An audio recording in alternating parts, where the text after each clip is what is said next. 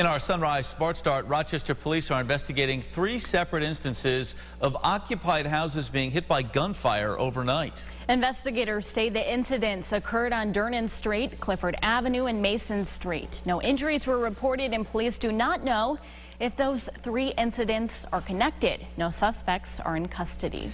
Elsewhere, a teenage shooting victim is due in court on weapons charges later today. Rochester police say that unidentified 19-year-old was sitting inside a car in the parking lot of the Twin Beaches apartments around noontime Sunday when he was shot multiple times. The teenager then fired back at a suspect, but was then arrested. Officers say the victim was possessing an illegal handgun. He was taken to the hospital and treated for a non-life-threatening injury. Police are still looking for the initial shooter. The world is watching Ukraine for signs of a Russian invasion after President Vladimir Putin directed forces into the country. The U.S. and NATO are expected to announce sanctions against Moscow, though the extent of those sanctions not yet clear. We are joined by Washington correspondent Basil John, who is live in D.C. this morning. Basil, good morning. All right, the UN Security Council convening an emergency meeting last night. What did they discuss?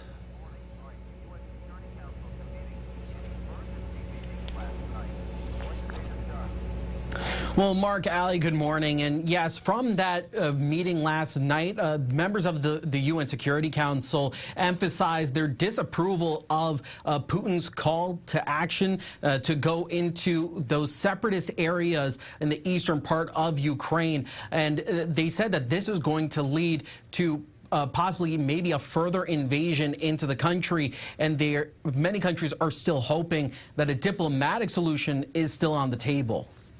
All right, Basil, and will U.S. officials implement economic sanctions against Russia?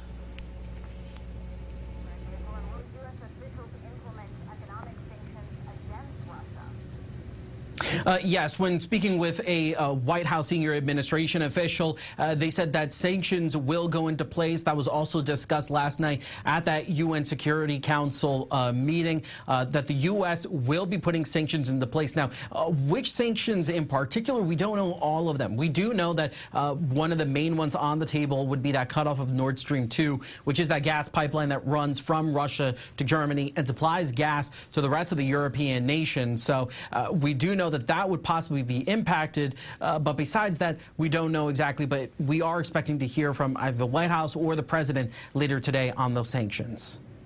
All right, Basil, thank you so much for your time. In a televised address of his own, Ukrainian President Zelensky said, quote, "We're not afraid of anyone or anything. We don't owe anything to anyone, and we won't give anything to anyone." All right, let's bring in James Gilbert, who doesn't owe us anything either, but he does have a forecast. James, what do you got dialed up here? Yeah, certainly. We're thinking about what we need as we've had such changeable weather over the past few days. It's been tough to track. Today may be another day where you could forgo the heavy jacket. I don't think we need the big parka today. Maybe just the moderate jacket, the heavy fall one, that sweater, as well as an umbrella. Don't need that this morning, but certainly this afternoon, maybe the rain jacket, a good idea. But no, we don't need the hat. We don't need the gloves today, as it's actually pretty warm, pretty comfortable. And we've got rain this afternoon. Rain moves in likely around noon and lasts through late in the day. We've got snow in the forecast. We'll do the 8-day coming up at the end of the show. Mark, Ellie. James, thank you. Let's get a look at the roads now once again with our sunrise traffic. We mentioned it a moment ago. There is an accident at this hour in Clarkson on Clarkson-Parma Line Road. The main arteries around the city, 390, 490, and 590, all up to speed at last check. In other news, a man rescued from a burning apartment building last night in Rochester. Emergency crews were called to a fire in the second-floor housing of the Nepali food market and restaurant on Lake Avenue and Cliff Street around 7 p.m. Officials say a man was rescued while hanging out of a second-story window and was treated at the scene. No other injuries were reported. 4 second-story apartments have been deemed unlivable. There was heavy fire coming from the back of the building, so that's a couple companies right there to get in there, search, knock the fire down, put the fire out, open it up, check for extensions. So it's because of the size of the building, very manpower intensive, and just want to make sure that there was nobody else in the building.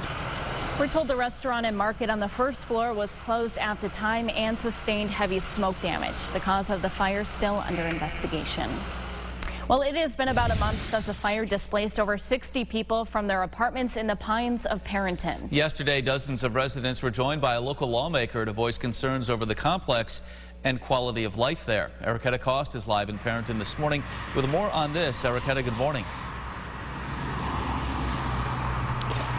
Good morning, and residents are eagerly awaiting to hear the results of the investigation that caused the damage. You can see now that the sun is coming up on the fire, as you mentioned, about a month ago. In the meantime, they're voicing concerns about this apartment complex predating the damage.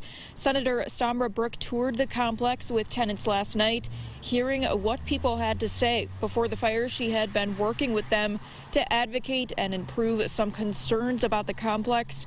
Code violations, they say, are everywhere. Some don't have smoke detectors in apartments. Some have rodent issues affecting their health, and others say the fire could have been prevented. He got spots all over his body. We didn't know that any mice droppings was even on the bed. He went to the doctor, and the doctor said that came from the mice dropping. I think we're seeing a trend here that we have clearly forgotten about huge swaths of people simply because they don't live in luxury buildings. We've reached out to the property owners and have not heard a response from them. In the meantime, officials say there could be an update on the investigation of this fire in about a week or so. In Perrinton, Erica Cost, News 8. Erica, thank you. The senator also holding a virtual town hall for residents. Nearly 70 people joined that call. Well, a case of bird flu has been reported in New York State. Samples from a backyard flock of birds on Long Island were tested twice, confirming the positive result. State officials have quarantined the site in Suffolk County. State health officials say the infected birds will be, quote, depopulated to prevent the spread of disease. Senator Chuck Schumer says precautions are in place to prevent any potential spread of the disease. We have to nip this in the bud. So I have asked the USDA, the United States Department of Agriculture, to watch this like an uninfected hawk. They should make sure that this doesn't spread. The CDC says the recent detections do not present an immediate public health concern, and there have been no cases reported in humans. Governor Hochul directing Suny schools to stop withholding transcripts from students who owe money after they graduate. The governor says those amounts typically come from things like parking fines, tuition, and library fines. They do not include student loan debt, according to the governor. Suny officials say it's a positive step forward for students who are struggling financially. Is done, it enables students to enroll. It enables students to get that job. Many jobs, want to see the transcript. They want proof of your credentials. Now, according to the governor's office, 50% of SUNY students graduate debt-free. Others, on average, have an outstanding balance of nearly $4,000. While negotiations for a new Bills stadium are underway, one state lawmaker has another idea. Assemblyman Bill Conrad from the Buffalo area is proposing that a new $1.4 billion stadium paid for by taxpayers come with cheaper food and drink options. In his proposal to the governor's office and team officials, Conrad mentions the fan-first concession pricing, modeled after Mercedes-Benz Stadium in Atlanta. For example, a slice of pizza at a Falcons home game is $3, a 12-ounce beer, $5. The governor's office did respond, saying negotiations are underway for all parts of the new stadium. The Florida House of Representatives will begin debating a bill today that would restrict primary schools from encouraging classroom discussion about sexual orientation and gender identity. Supporters say the bill is for children in kindergarten through 3rd grade and that the students are too young to talk about such topics without the permission of their parents. Opponents say open talk helps prevent bullying in schools. Here's what some folks will be talking about at the water cooler this morning. The NCAA suspending Michigan basketball head coach Juwan Howard for the remainder of the regular season after this post-game brawl Sunday.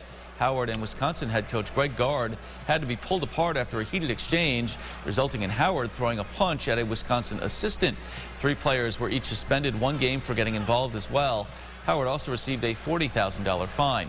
Gard got a $10,000 fine. Howard will be allowed to return for the Big Ten tournament coming up in March.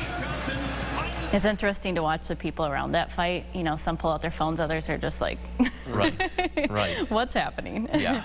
Yeah, well, you got to think the person that's operating the camera as well. It's like the fight's getting bigger. The fight's getting bigger. They keep pulling out because more people are going in. Well, the minute that punch got thrown, it really began to escalate. Right. So, a fine and suspension handed down. Yeah, Glad we were able to bring that to you, and hopefully we're able to bring you a little bit of rain in the forecast this afternoon, as that's what I'm calling for. We get in the 50s, mild rain showers. Likely, we do expect some creeks and streams to rise. That's why we have that flood watch in effect for the region. That's for this afternoon. We plunge in temperatures. Wednesday, it's a wild ride. Early morning, high temperature in the 50s. We drop and end up in the teens late in the day. Next chance for snow comes on Friday. That'll certainly be the forecast focus over the next few days.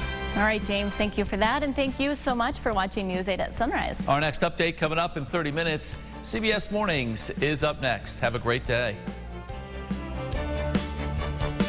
Follow News 8 wherever you are on RochesterFirst.com, Facebook, Twitter, and on our app for news and weather.